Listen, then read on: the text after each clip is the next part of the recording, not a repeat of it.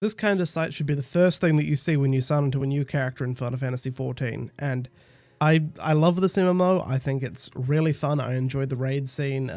Great community, by the way, but this is not nice. I don't actually like the default HUD at all. But the good thing about this is the fact that it's highly customizable. FF14 has a lot of options for customizing your HUD layout and what you see in terms of like nameplates and displays and all that stuff. So I'd like to walk you through some of that today to help make configuring your new character go down a little bit easier. But before I talk about the aesthetics front, I'd actually like to talk about the control scheme first. For keyboard and mouse, Final Fantasy XIV has two options for control schemes. It has standard and it has legacy. Standard moves based off your character model, so like when you press the D key, your character model rotates to the right, and when you press A, it rotates to the left. When you press S, your character walks backwards slowly while still facing the same direction, whereas on Legacy, the movement is camera-based instead, so when you press D, you just run in that direction based off your camera's orientation. Also, when you move the camera with the right mouse button, in Standard, your character model rotates to face where the camera's facing, and in Legacy, it doesn't. So personally, I prefer using Legacy. I find that it's a more satisfying input experience, but really there's no clear winner for people, so pick what feels more natural to you. Just switch between them both to try them out. You can find the option for which control scheme you'd like to use under character configuration, which by default you can reach just by pressing the K key on your keyboard. It's also one of the central options under main menu. So once you've figured that out, the next thing I'd like to draw your attention to is the little sprout icon next to my character's name there. This just indicates that this character is a new adventurer. It goes away on its own once you've crossed a threshold of play hours and you've gotten a certain amount of progression in the main scenario quest. You can also remove it manually if you want.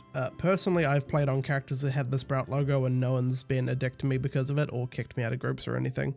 If anything, it makes people more patient and willing to help you if you're struggling with a mechanic. But if you don't want to stand out in a crowd, you just want to get rid of it, it's quite simple. All you have to do is type /NA status off. Before moving on, we should probably talk about some of the other character configuration options, the most obvious of which is the cutscene skipping. I think this is an important thing to toggle personally. You have three options on this front. You have skip playback of previously viewed scenario cutscenes, skip playback of previously viewed transportation cutscenes, and skip playback of housing cutscenes. And all of these should be a mandatory enable as far as I'm concerned, because it doesn't skip anything you haven't seen before, but it stops you having to manually skip cutscenes over and over again in a dungeon. And if for some reason you feel like rewatching a cutscene for a dungeon you've already run and watched the cutscenes for, you can just toggle the option off and go back in. There's also a book in every inn in the game that lets you rewatch cutscenes you've seen before, including dungeons. If you're the kind of person who likes reversed axis on your camera controls, you have an option for that under general as well. You also have camera speed adjustments for if the camera moves too quickly or too slow for you. I'm going to skip targeting options because they are mostly nuanced details rather than quality of life. The only thing that would be worth mentioning in there is you've got options to toggle on whether or not you lock onto targets when you hit them or if you face them when using an action. Character options have some cosmetic details like adjusting whether or not your character displays their headgear and whether or not they've got the visor up and down.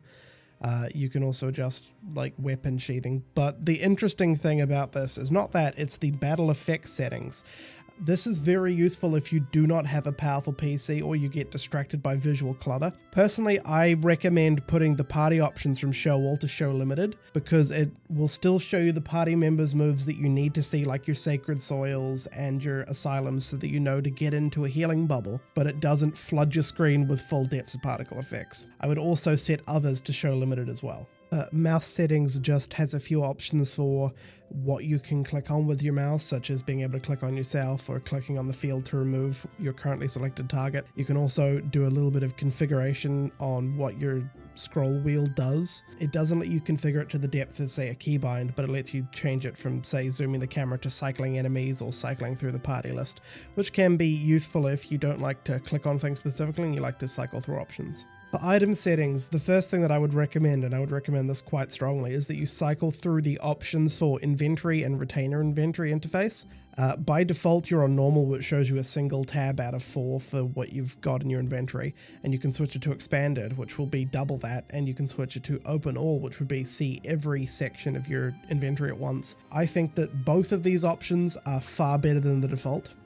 You also have a toggle box which is enabled by default, which is store all newly obtained items in the armory chest. If you don't want every piece of equipable gear that you get to go into a specific chest for the gear that you want to wear on your jobs, then I would suggest toggling this off, especially if you like to craft. This is a very annoying setting to have enabled, but they do have a subsection of this, which is store all newly crafted items in your inventory. So for some reason you want items that you craft to go into your armory chest like everything else, you can toggle off that subsection. And if you like gear that you get as a drop going in there, but you want your crafteds to not get lost in your equipment constantly, you can just leave the default as it is. Then you have configuration settings for your right-click sort options for your inventory. You can define what sorting it means. You can also adjust your shop settings so that you get specific warnings when trying to sell certain categories of items. By default, you get warnings for meldable items, spirit-bound items, and unique items before you can sell them, but you can turn those off if you don't want them, which can be useful when a lot of the items that you want to sell is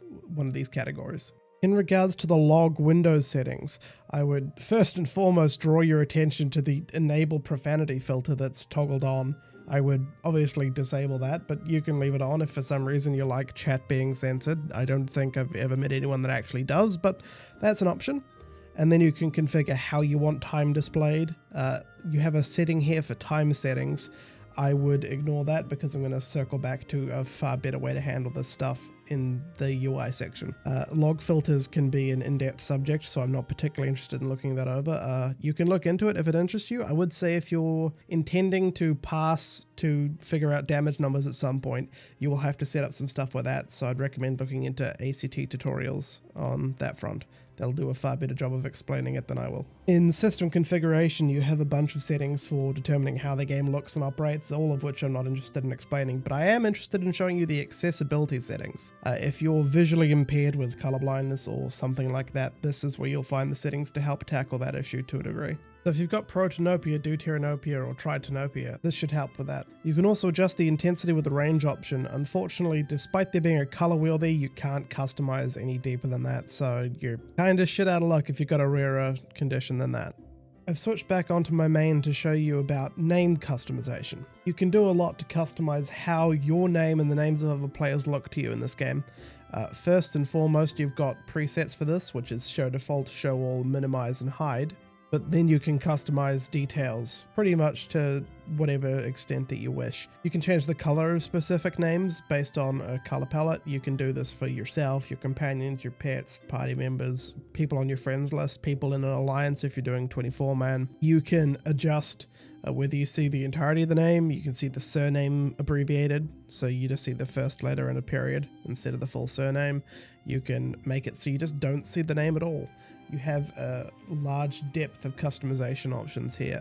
Personally, what I like to do is I like to customize my party members' name color so that it stands out a bit more. You can also give the people on your friends list a more intense color so they stand out in a crowd, like an orange. And on the subject of nameplates, there's one very useful feature that comes in handy on new content, like playing the expansion for which this video is intended. If you hold down the X key, it hides all the nameplates except for the NPCs. So if you've got a crowd of 50 people crowded around one NPC that you really want to interact with, you don't have to try and use keyboard inputs to find the NPC in a crowd of names. You can just hold down that key, all their names will disappear, and you can click on the NPC perfectly fine. Finally, on the subject of the HUD, I'd like to give you a tour of the default HUD before we start screwing with this to make it look any better. In your top left, you've got the main scenario quest tracker. This is important in a game like Final Fantasy XIV because the entire game is built around following a central narrative. All the content is gated behind the main story. It's a very narrative focused game. As you'll see here, I've got the name of the quest that I need to do next, but I've also got an orange circle with an exclamation mark that's got a second name hanging off it. This is my quest for my currently equipped job. All jobs have job quests, and you should do these when they're available because they will unlock new abilities. Very important that you take care of these. And also, a lot of people, when they hit level 30, if they're leveling from base rather than boosting, seem to not realize that they should equip the job crystal that most of these skills are gated behind. So you should definitely equip your job crystal when you hit level 30. That should be your first priority, and you should never take it off. If you're not sure where the quest is to do, you can just click on either one of them in this particular UI element, and it will bring up the map and show you where you need to go. In your top right, you have a listing of what server you're currently on because you have a world visit system. As you can see, I'm currently on the home for this alt, which is why it's got a home logo next to it. You've got the mail indicator, which only appears if you have mail that hasn't been opened yet, and clearly I have a fair bit of it. And then you've got time tracking, and this is the local time, which is LT. You can click this to cycle through, like that's server time, and that's Eorzean time because the game has its own day-night cycle. And it's pretty much only relevant for certain hunts and for gathering materials, but it is still relevant for certain activities you partake in. Beneath that, you've got the mini-map, which is pretty self-evident really. And in the bottom right, you've got a section that displays the contents of the inventory as well as currently equipped gear on the character model. Then you've got your guild tracker, which is the currency, and you've got a bunch of menu options for character, duty, blogs, travel, party, social, and system. It's just the general click me to get to useful sections of the game buttons. Then you have character level, experience tracker, your HP and resources, and you've got hotbars and you've got chat. So that is the default HUD, and I'm not a big fan of it aesthetically. It's spread out. Every section of it is kind of cluttered. There's a lot of empty space. Things are a little bit bigger than I would like them, but Final Fantasy XIV will let you customize all of this in myriad ways, so I'm going to walk you through how that works now. Under System, you have a section called HUD Layout. As you can see, it's a bit of a clustered mess. You have a lot of UI elements that you couldn't see in my demonstration in this section, and some of them are just conditional elements that you only see when it's suitable, like duty list is not going to show me that when I don't have an active quest. Progress bar, when I'm not actively casting a skill that isn't instant, it's not going to show me that. Pet hotbar, I don't have a pet. So some of these things are conditional, but I would like to draw your attention to the fact that some of these bars have purple text on their label and some of them don't. The ones that are purple are hidden. For example, this hotbar, which I can just toggle on by right clicking it, that was hidden because there's actually 10 hotbars available in this game, not just 2.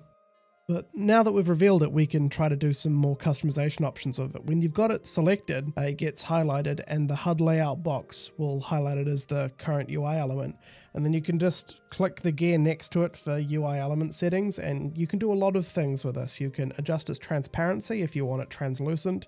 You can adjust its size, so you can scale it from the default 100 all the way down to 60% of its size, all the way up to 200%. For hotbars specifically, you can change the layout of the components of the bar. So every bar has 12 buttons, but those can be arranged in several different ways. It can be vertical, it can be horizontal, it can be 6 tall but 2 wide, it can be 6 wide and 2 tall, 4 and 3, 3 and 4. You've got a lot of options for how you want to stack these buttons. If you want to adjust the scale of certain HUD elements, you don't have to just go into the UI gear setting and then pick the size that you want from the scale. If you click on a HUD element that you want to adjust the size of, you can just hold down Control and press the home key and you will upscale it, and when you hit max scale it'll flip all the way down to the bottom size. So you can cycle through things and get a visual representation of what these mean, and you can do it quite quickly for a lot of different UI elements. If you pay attention to the HUD layout box, you can see that we're currently on basic, but there are 3 other categories that we aren't on, with system, hotbars, and duty. If you click on hotbars, it removes every UI element except for the hotbars, so if you want to work specifically on those, you can. Under system, you can see specific things like a party list, the inventory grid, the duty list, the mini-map. This is just so that you can focus in on specific UI elements without it having too much clutter dealing with everything being on screen at once. And finally, for the duty section, this just has 2 options, which is the duty action and the duty gauge. Duty gauge is for DPS checks on certain bosses, where if the gauge hits 100%, you wipe. And duty action is that some fights later on in the game have a duty action button where you click it to do a certain task in a raid. And when that comes up, the duty action will appear. So you want to position those somewhere where they're not going to be incredibly annoying if they appear over another UI element you've positioned, like your cast bar or your party listing. I'd like to back out of here now and go over to the UI and hotbar settings that I skipped previously. Under UI settings, you do have some quality of life things. For example, you can toggle off the fact that Play Guide will pop up whenever you log in by default, or recommendations. Under party listing, you can adjust how people are organized in the party list. But the part that we're more interested in here is the HUD. Now, to be sure, some of these options are redundant compared to the options that are already in the HUD layout tab. For example, you've got things here like display minimap, display guild. You could just right click these in the previous section that I showed you and they would disappear. So this is ultimately pointless. But there are some options here that are actually useful. Namely, I think my favorite is the clock type. As I showed you previously, you can click the clock to cycle through, but if you toggle on more than one of these sections, you can have more than one clock type display at the same time. So for example, you can have local time and Eorzean time displayed, or local time and server time for syncing up with people. This is far better than the default, and really, honestly, should be the actual default. You can also do some things like adjusting the size of the text that pops up, or setting it to hide the duty list during an instance duty if that annoys you and you like a pretty decluttered screen space. Over in hotbar settings, we have some very useful things. You can toggle off whether or not it shows you the recast time. Interestingly to me, you can hide unassigned slots. As you can see from the hotbars by default, you can see all the bar sections even though they don't have anything in them. But if you toggle this, then you'll only see the ones that actually have an action put in that slot. So this is really good for not having a really cluttered screen. You can also configure certain bars to be sharing type bars. Which basically means that no matter what job you're on, the bar will always display exactly the same thing. If a bar is not a sharing bar, then its setup will change with your currently equipped job. So that's pretty much all I wanted to show you about HUD customization. There's nuance and things that you can do that are more advanced, like macro hotbars where your entire HUD changes based off a macro that you've built, but this is not the place for it. There are better YouTube tutorials for that than this one. I'd like to just give you a quick look at the HUD I actually use, just to show how you can put some of these elements in place. I don't think it's going to win any awards for beauty, but I really like this particular aesthetic layout. It's tightly compressed at the bottom, so I have a lot of screen real estate that's widely open. I often toggle a lot of these elements on. I normally don't have the main scenario quest display there, but since we're about to hit a new expansion, it felt right. As you can see, I've got my parser tucked down at the bottom there with quite a compressed style. A lot of people like to have a square style parser they'll put over where their chat field is, especially if they're streaming. They can block their chat with that, but the nuance of that is not particularly important to this. Before I leave out on this, I would like to show you some icons that are important though. The first is the mob indicator that indicates that it's an aggressive mob. An aggressive mob will automatically start attacking you, typically if you fall within its line of sight or move near it. As long as you're not so much higher level than it, then it'll just leave you alone. The icon is different depending on details of it, like how dangerous it is, but ultimately the icon always has the same element, which is 3 red points in the shape of a triangle. So in this particular example, you can see that the enemy has this next to its name, and if I just wander past it, it starts attacking me. So this is the kind of thing you want to keep an eye out for in content where enemies are fresh and they hurt. On the other end, you have the passivity icon, which has no points and is blue, but is otherwise the same design. So for example, this enemy, he's not going to bother me at all. He's just chill, hanging out, and he's got that icon next to his name to indicate it. So even if you can't distinguish between the colors, just look for triangle versus not triangle, and you can tell whether or not something is likely to aggro onto you based off that. Quest icons have an indicator inside it, and they have the border, and both tell you a different piece of information. I'll start with the borders. This design indicates that it's the main continuing story of this game. This particular design indicates that it's a side quest. This could be lore related, this could be filler, but it's not related to the main scenario and it doesn't unlock anything. Because if it unlocked anything, it would have the same icon, but it would have a plus on it, which indicates that there's a feature gated behind this quest or this quest chain.